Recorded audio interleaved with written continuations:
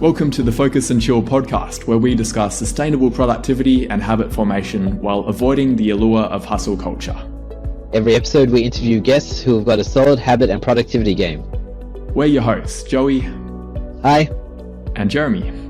He's Jeremy. Joey's a published author. I'm self-published though. Has a background in psychology. Not registered though. Has a deep interest in humans. Only some of humans. And a strong interest in habits and connections specifically. That's true. And Jeremy is a software developer with ADHD, and when he's not trying to come up with ways to stop himself burning rice, he enjoys doing a 3-hour morning routine and surprising colleagues by doing sets of push-ups during meetings to keep the energy high.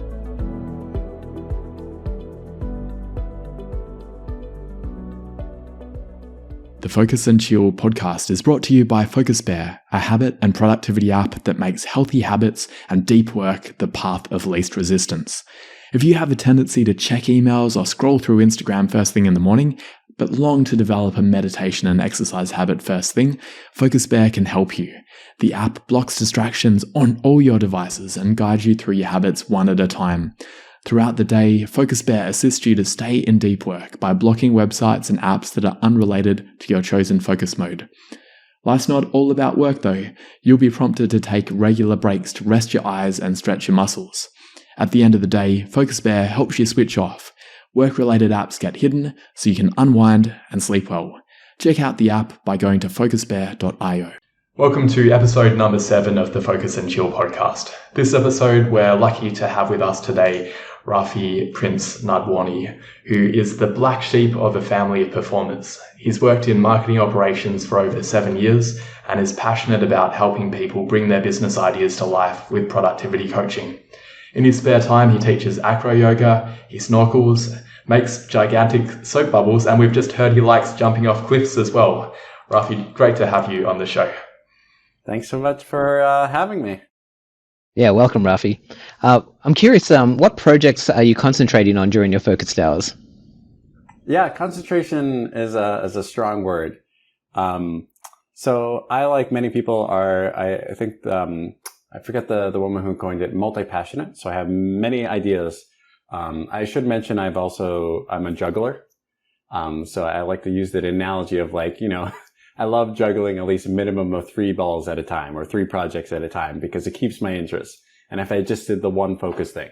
But what am I doing right now is, so I have a full-time job in marketing operations. I've been doing that for about 7 years. I just switched companies.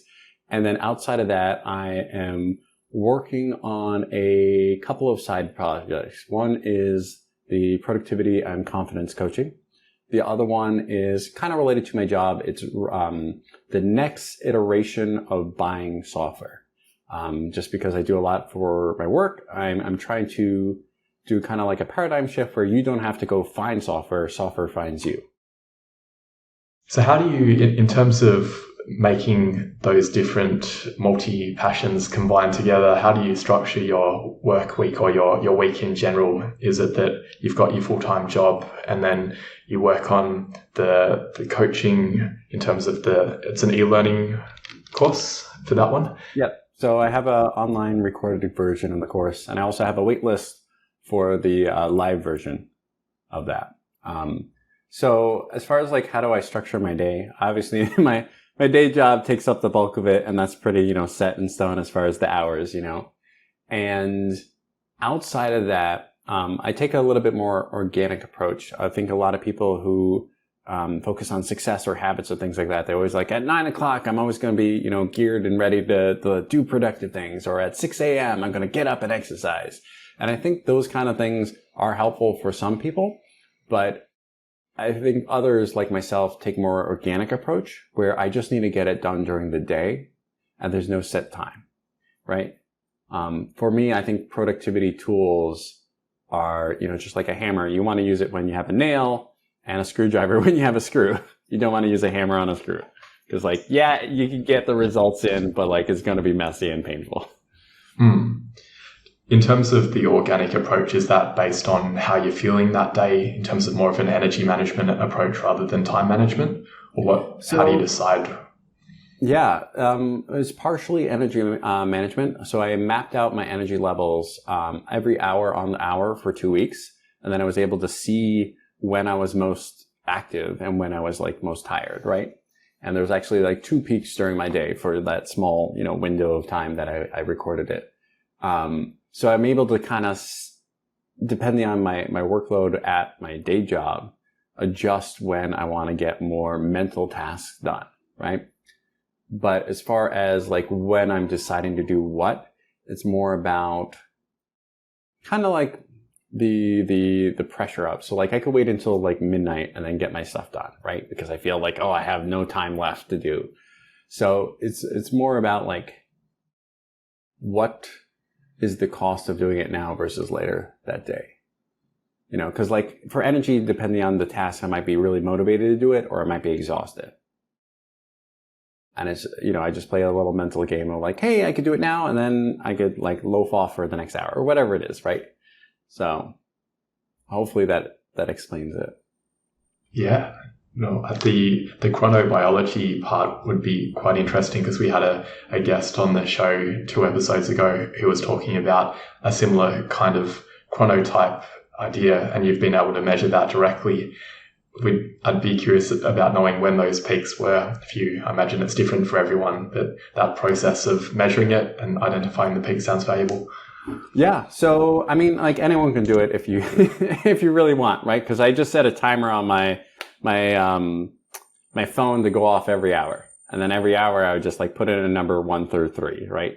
3 being most active, 1 being the least active or things like that, right? You could do like a 7-point scale. It doesn't matter. For me, it was around 10 to 11 or 11 to 12. It kind of like fluctuated, but it was around those 2 hours. And then again, around 4 to 5 or 5 to 6, right? It kind of like, and it changed based on the day. So like if you average it out, it was kind of like those 2-hour blocks. But the later time was less than the morning time, right? So I was most active in the morning. And I was slightly more active in the afternoon, but not as much. Interesting. So it's sort of, you would get to work and the first hour you'd maybe do more administrative tasks, and then you start having more of a surge in energy and you can tackle those really difficult tasks at that point. And then is the peak in energy at 5 to 6 p.m. because you're leaving work at that time? Is that why you feel more active? It could be. I mean, I think it's just like a recovery time. So like 2 o'clock, like 1 to 2 o'clock is like right after a meal time. And so like everyone kind of like, the blood sugar drops, everyone's like trying to digest. So I think it has to do with more like, our natural like body rhythms than whether or not I'm leaving work. I'm like, yeah, get out of here. That kind of mentality. If your employer's listening to the podcast, you love your job, right? Yeah. So we heard a bit about optimizing productivity in that one as well. Maybe, Joe, do you want to ask him more about the acro yoga and the jumping off cliffs and soap bubbles and things like that? Yeah, like is the acro yoga, like, is that something you do to unwind, or is it something you do to wind yourself up, or is it tell me more how that fits into your day? Yeah, so it's a way I can connect with other people. So like I often get lost in either my work because it's very heady, right? You have to figure out workflow systems, integrations and stuff like that, right? And yeah, I have to deal with some people, but most of the time I'm just in my head, right? And then when I'm working on my ideas, because I'm a solo entrepreneur at the moment, again, I'm still in my head, right? I am not going to like talk to the freelancers who are 12 hours different from me. To say, hey, what do you think about this idea? Let's chat about it, right? It's just not there yet. So acro yoga is a way to connect. And like, I have a desk job, so like it's a way for me to move. But I do a lot of the things that you would expect in Hawaii, like hiking, snorkeling, swimming, surfing, all that stuff, like any physical thing. But for me, acro yoga is just a playful way of physical exploration. So like it's a very variety of like movement, right? So I like that. Yeah, it sounds like a great way to I guess if you do it in the afternoon, it's a great way to like relax your muscles after you've been like hunched over a desk. Well, no, I'm not emphasizing. I'm not assuming that you hunch. I know I do, but yeah. Oh, I'm not hungry. Yeah. And I guess if you, I'm not. I didn't catch whether you do it in the mornings or the evenings, but like I guess if you do it in the morning, it's a great way to start the day as well. So it's, and even in the middle of the day, it'll be pretty cool. So yeah, acro yoga all around, hey. There we go. Yeah. Eventually, I would love to have the flexibility, but my day job kind of like blocks a lot of that out. I can imagine. So, but I do it in the evenings after work. Yeah, it sounds like a good time to do it. Like in terms of the rest of your off time, how else do you like to unwind? Yeah. So if I'm not working on my projects, which take, a lot of my off time, or, I usually read a lot of like web comics. And then, I've recently been watching some TV series. So I just watched, what's it called? Where they split their mind. Severance. So that's the most recent one I watched. How about the web comics, which... Oh, sorry, yeah, continue with the cooking. I was curious about the web comics as well. Which ones you like there? Oh, I could say I have a lot. I could send you a list. It's well over 140 right now, but I look at least 12 regularly on a weekly basis. But yeah, there's some like I've been reading for over a decade, like Sluggy Freelance, Dominic Vegan, or the most latest one that he's doing. Yeah, there's a whole bunch. Sometimes I read XKCD, if you're familiar with those, like the long-standing ones. Least I Could Do is also like a long one. Girl Genius. Yeah, I could go on. I got a lot. Dogmatic Vegan sounds fun. With the cooking, are you vegan yourself if you're reading that comic? I am vegetarian. What type of vegetarian meals do you like to cook?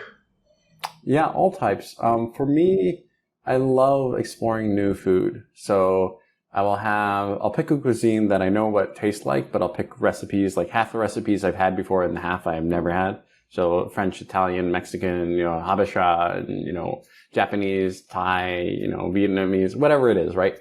I think I've done like 12 so far. I'll invite a couple friends over who I know like to cook with me. And then we'll just like make a feast, right? And it's either you get food poisoning or it kind of tastes pretty good. Like, and it's everywhere in between. So it's a good way of, connecting with friends and also trying something that you would never usually get, unless you go to the native, the country, right? Yeah, nice. Oh, not sure whether I'm excited about that idea or scared, but it sounds like it could go well. Yeah. I mean, you're probably getting the theme here is that I like doing new things, right? And it's less about, like the juggling or the acro yoga or, the business ideas and things like that. It's more about like, how do I constantly put myself in the place where I've never been? Yeah, interesting. So that blends in well to the next question, which is about doing consistent things. What do you think of morning routines? You were saying before that you don't like doing them at a fixed time, and perhaps you don't like doing a fixed set of activities. Anything that you would comment on in terms of what you would do each day? Yeah, so I think when people talk about like productivity, and for me very personally, I'll give you a short story about exactly like trying to be consistent, right? And trying to be optimized. I could barely do 10 push-ups. I'm like, I want to get to 20, right? I want to be able to do 20 push-ups at least, right? If someone's like, drop down and give me 20, I want to feel confident in my body. And so a friend of mine sent me those, like 30-day challenges that you see on Facebook or like Instagram right now. And it starts out pretty easy where you do like 5 and then it goes to 10 and then it goes to 300 and you're like, wait, what? There's a jump there that didn't seem. And, so I tried to do that and I failed miserably, right? As soon as it hit like past the number, like, I don't know, 30 or something like that, I just couldn't keep up. And so like, and then I'm like, oh, this is so hard. So I tried again a couple months later. And this time I said, I'm just going to do one more than the day before because like the scaling was wrong. And I was able to do it and I got to 200 push-ups a day, right? Not in the same set. Nice. But throughout the whole day. My rule was just I had to get 200 push-ups done. And I stopped because I just didn't have enough time. And at the time I was doing construction as well because my family were building a house. And why I stopped was not necessarily that there wasn't enough time, is that I had gaps because I tried to be consistent every single day, one more push-up than the day before. It had to be done. And, life happens and you're going to have gaps where you're traveling or things, just come up where you can't do it. And then so I couldn't get back on the bandwagon, right? I just went off a peak and I couldn't do any more push-ups to motivate myself. And then a couple years later, I came back to it and I'm let me build in breaks. So I'm not going to break the mental promise I make to myself, right? And so I'm thankful that it's close to year 3. And for me, the break was I have to only do it 80% of the year. And so I'm now on year 3 and I've hit that goal every single year. So that means 80% of the days out of the year, I've worked on my goal consistently. Nice one. Guilt-free. That was another thing. I also track happiness. I have a spreadsheet that, track a whole bunch of data. And so I was able to maintain productivity at 80% levels or higher, right? I think last year was 87%, right? I'm trying to get it to 80 because 87% means I'm working harder than I should, right? Getting that balance. But I was also able to triple my happiness from the year before, 2020, which I guess a lot of people weren't that happy. That's huge. Tripled your happiness. What were the key levers that you pulled? Yeah. I think the big thing was building in the break, right? Understanding that we're not machines and we can't run at 100% efficiency. So the idea is that no days off, always be hustling, those kind of mentalities. People take it to the extreme. And there are people that can succeed in that kind of mentality and advice, right? You see them, they're the serial entrepreneurs, the people that are just go-getters. But for other types of entrepreneurs, it doesn't work like that. A big thing I did is I moved to Hawaii. So, and we could get into what resources I would recommend on why I moved to Hawaii. But it was basically, I did this exercise of where do I want to be at when I achieved it all, right? I have all the success in the world. Where do I want to see myself? And I saw myself on a tropical island, right? Everyone wants to be a tropical paradise, live in the breeze. So, I had a hard look and I realized the only thing stopping me was myself because I was working remote. Everyone, in the pandemic, a lot of people worked remote and I had enough money to live on a tropical island, right? Not be rich or, relaxed 24/7, but I could do it. So that also really increased my happiness by realizing that I was the one blocking myself from happiness. Yeah, well, that's really inspiring to have jumped off that particular cliff and made the move. Was it, so you said 2020 you moved? Yeah, at the very end of 2020. Yeah, nice. One day. That sounds like a lovely way to a lovely place to work. And I think Joey has a question related to that. Yeah, before I ask that question though, I didn't quite get where you moved from, Rafi. Oh, yes, the Rochester, New York, the cold I see. Yeah. I'm sure. I'd love to challenge you to draw similarities between Hawaii and Rochester. Similarities. Yeah, that's point out a lot of differences. That's why I said it was a challenge. They're both near giant bodies of water. They both have welcoming yet kind of people that slowly warm up to you, right? So Hawaii, because there's so much tourists, are yeah, talk to me if you stay here for 2 years or more, right? I don't want to talk to people who are going to be gone next week.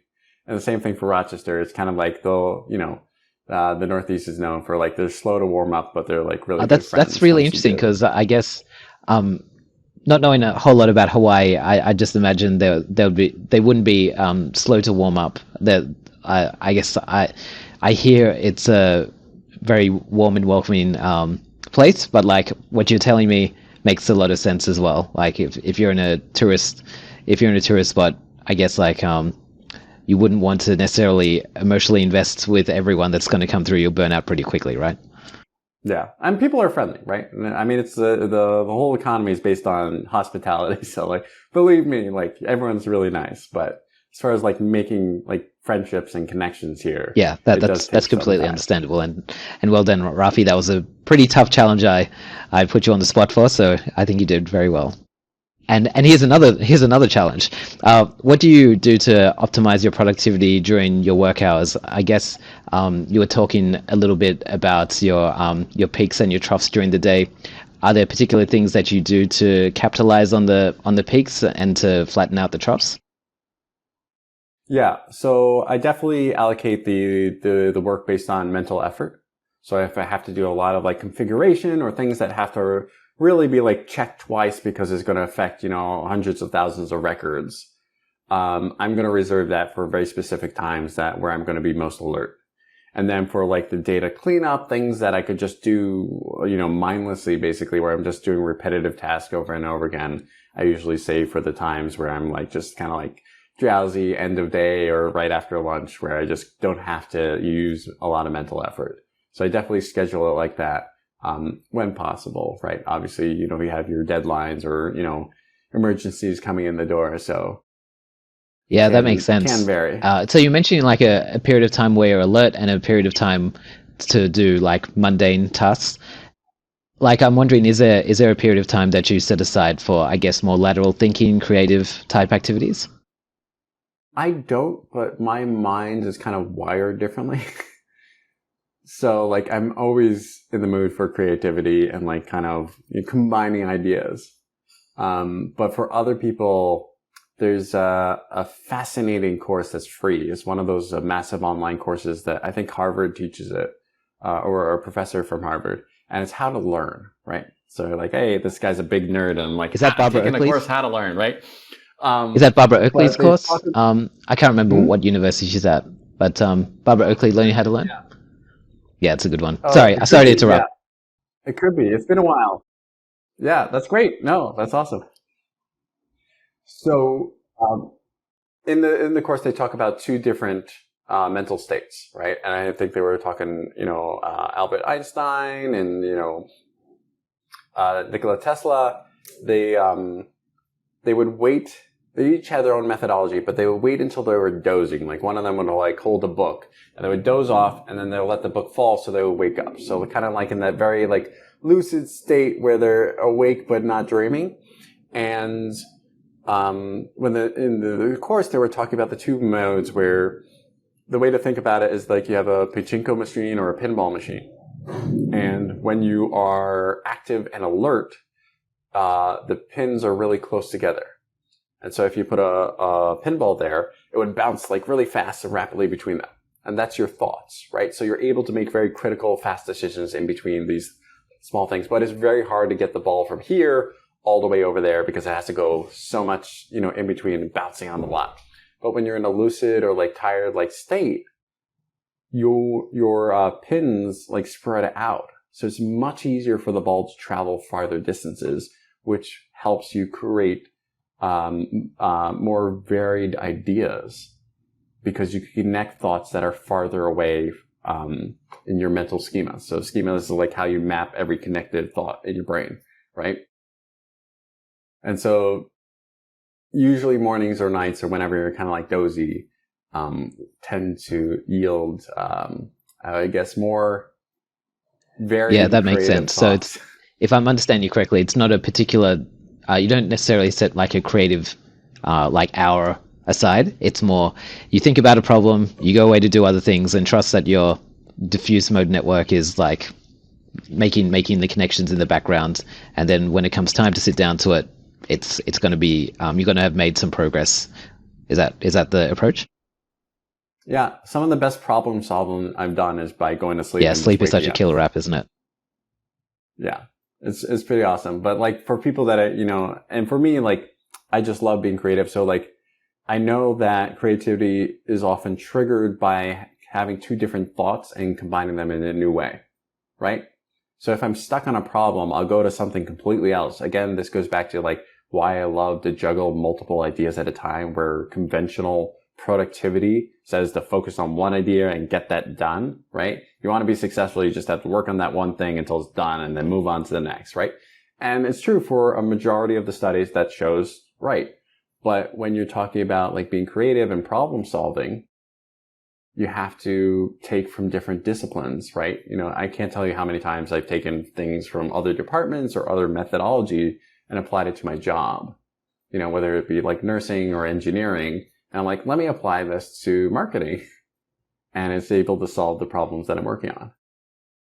Could you give an example of where you've applied, say, something from nursing to marketing? I mean, one common one that I pull from psychology is personality analysis. So like, how do you evaluate human behavior, right? And so there's a lot of like neuroscience around that. And oftentimes I'll be pulling that into, so like mental heuristics is the one. Not to get too into it, is basically, you know, how do you build out the mental framework that your customer is thinking?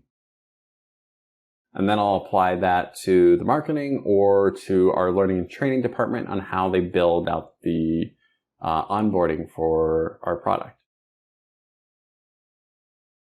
You know, or there's like other methods where like the checklist technique. So like a lot of hospitals, in order to save lives, they use checklists because they cannot get an error, right? There's life and death situations there. So I'll use the same things for like workflows where you can't get an error because it'll mess up the entire database with hundreds of thousands of records. So I kind of like just apply those different things depending on what the project is. Yeah, that's one of there's a book by Atul Gawande, the Checklist Manifesto, where he talks about how checklists are used in the hospital context and how they're broadly applicable. Great to hear that you're able to use them. I've been using them for software development and found that it is very helpful for things like database migrations, similar to how you described it, that if you do one thing wrong, you could screw everything up and then it's really hard to get it back the way it was before. All right, so we've heard about how you optimize your productivity. How about in terms of switching off at night? We know you do the acro yoga as one of the things after work. How does it go from doing something relatively active, where I don't really know acro yoga, but it sounds like you're having to lift someone above you or be lifted by someone else, which sounds quite stimulating. How do you then actually get to sleep after that? Yeah, that's a toughie for me. So unfortunately, I only sleep 4.5 hours a night. Not by choice. This is by birth. And so switching off at night has always been tough. I will say I have tried a lot of different things. So like the most recent thing was a bracelet that would vibrate on different frequencies. And the idea there, it would switch you from your sympathetic to your parasympathetic nervous system to make it easier to relax and fall asleep or whatever it is, right? Calm down. So I tried that for a couple of months and it didn't seem to work for me. But like the one before that, it was a sleeping mask that was attached to a cooler. So basically it was ice cold sleeping mask, because they found that if you were able to cool the prefrontal cortex, that you not only would like be more refreshed or things like that, but you would be able to fall asleep faster and like everything, right? A lot of benefits. So I tried that, and I think it was either the machine that I had bought or like, it was just way too cold for me. It felt like having an ice brick on my face, even at the warmest setting. So I've tried a lot to fall asleep, but unfortunately I can't do that well. It seems like you operate really well, even on 4.5 hours of sleep. Well, thank you. I've had a lifetime to perfect that. Yeah. And how about even prior to that, in terms of winding down, say the 2 hours before you would attempt to go to sleep? Yeah, so I've done a lot. So like, no screen time, things like that. Right now, I do have a lot of screen time. Even right when I'm on the bed, I'm still on my phone, things like that. I have, tried to keep it off and out of the way. I have thought about, different things, like all the best practices you would look at, like how to fall asleep well. I've tried at one point in my life, but right now I'm barely doing any of them. Seems like it's an example of just finding what's going to work for you and not keeping to attempting things that people say is going to work in general, recognizing that you're unique and you have to experiment to find out a method that's going to work.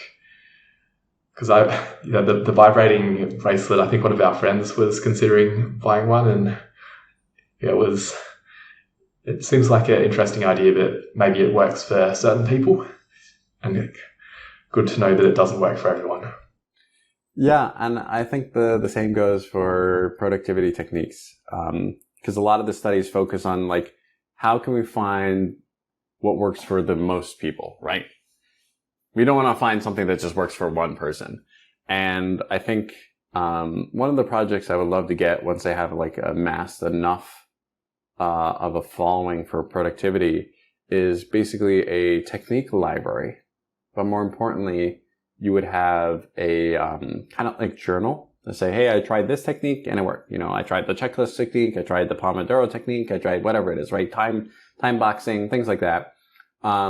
And then I would be able to collect enough data to basically give you a personality quiz that would tell you people who work or think like you have the most success with these 3 techniques or in these situations, right? Like I call it the 5-second rule, or Mel Robbins came up with the 5-second rule, which is basically you have 5 seconds to follow your impulses to get up and do whatever the task is. And after that, your brain kind of pulls the emergency brake and it's really hard to get up the motivation. If Mel Robbins had a great TED talk about it. That works really well when you're trying to jump off a cliff into like water, right? Cliff jumping. It doesn't work well when you have an hour of taxes ahead of you, right? For that, the Pomodoro technique tends to work better, right? You're like, I just need to do 20 minutes and then I will have a break at the end, right? And then like blocking it off like that, you feel better because it's less intimidating and it's also just easier to get started because you're like, I only have 20 minutes and I can do it. Yeah, that makes a lot of sense. So it would be based on the type of work that you have in front of you as well as the way that you think.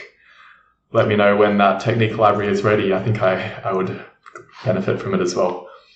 Yeah, certainly. We're always looking for members. So there's just an email like sign up list, and once I built out the framework enough, I'll have people be able to like write the journals or things like that, right? There's always technical back-end stuff to get it working. Cool. Well, we've heard about a few resources. Joey, do you want to ask a bit more about other books and philosophies and things like that? Yeah. And this time I'll try not to interrupt you while you're talking about learning how to learn. I'm sorry, I got really excited because I love that course. But we talked a little bit about learning how to learn before. Are there any other books, philosophies, or apps that you find really helpful in productivity and habit formation? Yeah. I think a lot of advice that you see nowadays talking about like people that want to be productive and, entrepreneurs or side hustles or things like that, they kind of just focus on like being on all the time or following very strict routines. And for me, I'm taking more of an organic approach of like, yeah, the blocks are there, but you could rearrange the blocks whenever you want, right? Have that, flexibility for the gaps. So one of the biggest books that impacted my life, and he also has a TED Talk, is The Happiness Advantage by Sean Anker. So if you're familiar with him, and the one paragraph, because there's always things that you could read a million times and then at the right moment in your life, you're like, oh my God, this changed my life, even though you read it 100 times or your friends have told you 100 times, right? Because I often think that the monumental advice that changes your life, you've heard hundreds of times before, you just ignored it up till that moment, right? So in his book, he gave this analogy. He said, we used to think that the sun revolves around the earth. And then we found out that we're grossly wrong. And today, we are just finding out our same mistake when it comes to happiness and success. We still today think that in order to be happy, I have to be successful. And it's actually the opposite, which is true. Yeah, I love that book as well. Because he was basing it off his work at Harvard, wasn't he? Looking at students, and there's this mindset that in order to do well at Harvard, you have to just study really hard and not socialize. And he found that was actually not the case, that the students that socialized more and had made time for things that actually energized them, they ended up doing better as well as being happier. And that it was a causative relationship. I found that also quite pivotal. And it sounds like you've been living that with the way that you've been tracking your happiness and moving to Hawaii. Do you reckon, has that made a big difference to your productivity as well, making that shift? Well, I will say this. Before, like the year before, so in 2020 when I started the 80% rule, right? Because before that I was trying to do like the 200 push-ups every single day, right? By the way, that's all the same checklist technique, right? Where you have something that if you get it done, you check off a list, right? That's the only technique I'm using. So when I read that book, it kind of like changed my whole philosophy, because up until then, I'm like, I just have to get the work done, right?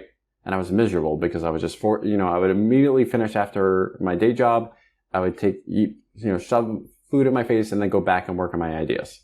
Because I thought, like, as soon as I get super successful with my ideas, completely passive income, then I could enjoy life. And I would tell my friends, no, I'm too busy. I don't want to go outside. I would just focus. And it was hell because, like, I kept procrastinating. Because I was just drained of all energy and then trying to force myself to work again. So yes, it's been pretty incredible. I will say this just because I know that my goal is 80%. Whenever I start going way beyond that and I feel myself getting to old habits of just work, that's when I like literally stop myself from being productive, because I realize that I can easily hit my goal of being 80% productive and be really happy and like socialize and have all that fun. Just like the Harvard students could get, straight A's, not by studying all the time, but by going out and partying. Yeah, I love that message.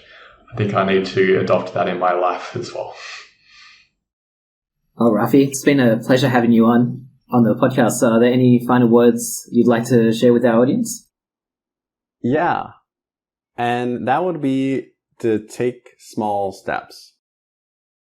Because that's also one of the most monumental things. Because I used to say, hey, I need to do this big task. I need to do these big goals, millions of dollars, all this stuff.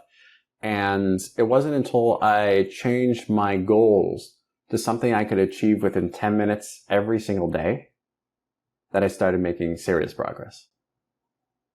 And it doesn't matter if I was walking backwards, forward, side to side. Didn't matter. As long as I took a step, I considered that a success. And not only for my mood and happiness, but also like the actual projects that I was able to complete changed dramatically by reducing the size of the tasks that I tried to accomplish. Wonderful. And we'll wrap the show with that. Thanks for tuning in to this episode of the Focus and Chill podcast. To listen to other episodes, jump onto podcast.focusbear.io. If you'd like to be a guest on the show, or you know someone who'd be a good fit, email us at team@focusbear.io. Otherwise, stay focused, stay chilled, and peace out.